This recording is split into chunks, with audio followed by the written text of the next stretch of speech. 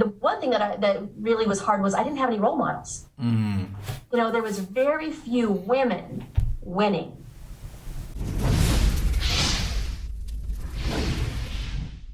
You can't be timid and you can't be, cutesy and shy. You have to be assertive.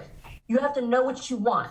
You have to be willing to get out there and work hard and, get past those comfort zones and do what it takes to win, period. So being that woman can't be an excuse either. I always looked at it and said, if she did it, I can do it. If he did it, I can do it. And I can probably do it faster because I can make less mistakes watching how he did it.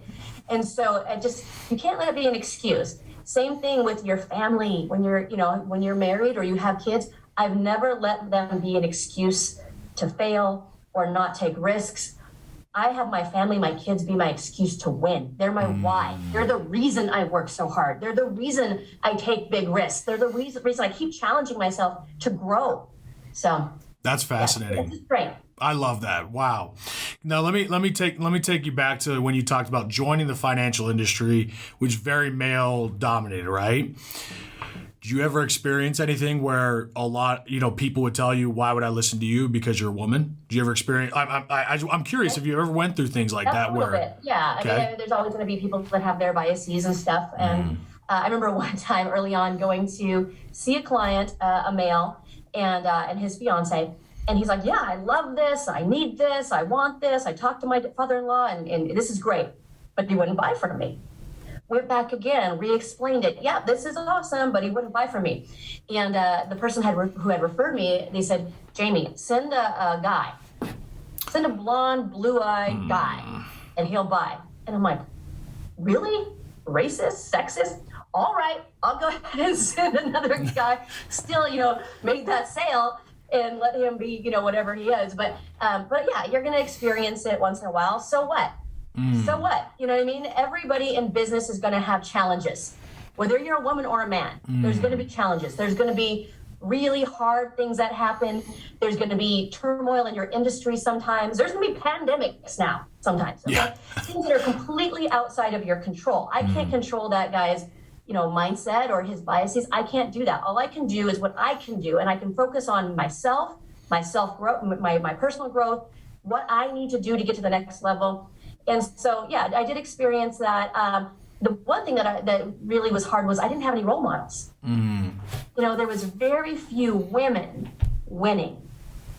And so I had to kind of just look at, leaders from the past, through books, through audio, people that won in business, people that were great leaders, and just study the great ones and apply it in my life. Then I had to seek out, male or female, anyone that was willing to help me to get to whatever the next, over the next hump. And I just kept doing it. And I just, I tried to develop good mentorship relationships. But yeah, that was a hard thing that I didn't have a lot of role models, coming into the business as females. I feel like women still struggle with that because as I mentioned before, a lot of women, especially, in my business, there's a lot of women entrepreneurs in Alpha Financial Agency and what I do. And one of the things they talk about is how they feel they can't find women, as role models, especially in, I think they think that this is exactly word for word. They find a lot of women in fitness industry, or they find a lot of women in certain industries, but they won't find them in, finance, or they won't find them in business and entrepreneurship, right? Why do you think that is, and how do we change that? Yeah, well, again, it's been a male-dominated industry for a while. But here's the thing, I would tell you, if it's been done, you can do it. If he did it, you can do it. You can do it faster. It's easier today than it was for them. Why? Because we have much more technology. We probably have smoother systems in place. And so I know if, like one of my mentors, Ed Milet, if he did it, then I can do it too. I could probably do it faster if I ask him what mistakes to avoid along the way. So I just, again, be humble, be coachable, always be that empty cup. So let's say this is where you want to be. And there's a guy over there or a gal over there that's already done it. They've already been there. And so I'm here. I would say, hey, which way do I step to avoid the landmines? So I can get over there, but I can be there in one piece and happy and not totally burnt out and stressed out. So I utilize mentor relationships, but I think it's going to be that way for a while. in some industries, but that's okay. Again, records are meant to be broken, and it doesn't matter if you're male or female. If it's been done, you can do it, and even if it hasn't been done, what's to say you can't do it, right? And so to me, it was just challenging myself, and I'd come up with these crazy, awesome, scary goals that were almost unbelievable. But sometimes, as big as you can think, these scary, stretching, somewhat unrealistic goals that you can put down on paper, you read them, you're like, I don't know. But then just think about it. More than likely, someone's already done it. And more than likely, there's someone that's done it with your same excuse. Oh, I'm pregnant. Oh, I'm a female. Oh, I don't have any support at home. Someone's already done it. They've already taken away your excuse.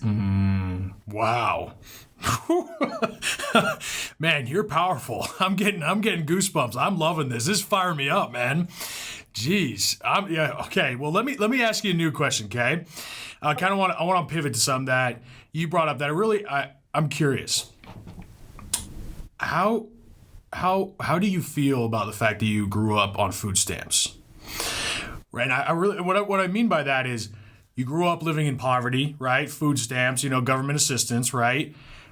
Again, we're talking about excuses, and we could find any excuse. The truth is, everyone in this world has some pain that they can use as a crutch or as a platform to launch off of, right? And I talk to a lot of people who grew up in some form of poverty or some form of, my parents didn't teach me this, and they use that as a reason why they can't. So I want to know your thoughts, because obviously you've used that to propel you forward, but what was that like growing up on food stamps and living that kind of life, and how has that helped you? Yeah. Well, again, we can use any excuse. Any excuse will do when you're looking for one. Yeah. Getting outside your comfort zone is hard. So any excuse will do when you're looking for one. So, but here's the thing. I grew up in poverty, but other people maybe had other, abuse or, other things. But that's not you. That's not this you that you're shooting for. So to get from here to here, you're going to have to go through peaks and valleys and climb from peak to peak, right? So when I grew up, that way, I remember going, back to school shopping at the thrift store, or going to pay for my school lunch with a punch card instead of a ticket like everyone else. And I knew it was because, we were poor. That little trailer was falling apart. The linoleum floor was, peeling up, and every room had a different color, ugly shag carpet that he had found somewhere. And I just thought, how poor are we that we can't even fix the swamp cooler that's caving in? But you know what? Those things led to defining moments for me. I remember one time waking up and I could see my breath. And northeastern corner of Montana is it's super cold. It's like Alaska. The Alaska winds cut right through there. It's really cold in the winter, even worse than Utah. So I woke up. I see my breath, and I thought, great, we can't afford propane right now. And I'm the oldest of six. I grabbed my little sisters and I brought them into the bathroom. I plugged in a little space heater. And I was getting them ready for school and doing their hair and singing songs with them, because I didn't want them to feel the way I was feeling. I didn't want them to feel like this. I know, what was going on in that household and that life. And I wanted them to feel happy. So that was a defining moment, that this was never going to happen. I didn't want in my household for me and my spouse to have to fight about money. And I'll just tell you, no one I knew growing up, no one in my family was ever successful in anything. No one has even stayed married.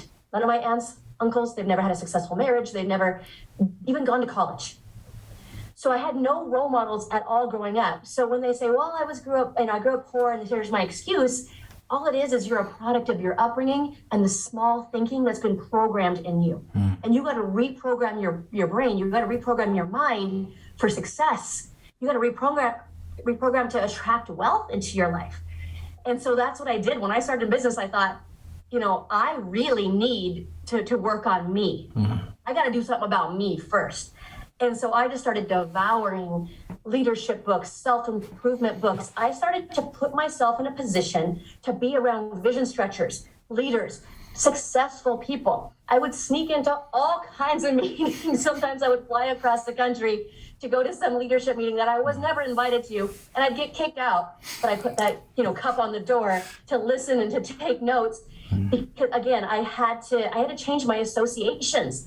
I had to change, again, the books I was reading, the meetings I was attending, so that I could grow closer to that second version of me. If I stayed around those people with that small thinking, guess what? I'm going to stay exactly where I was.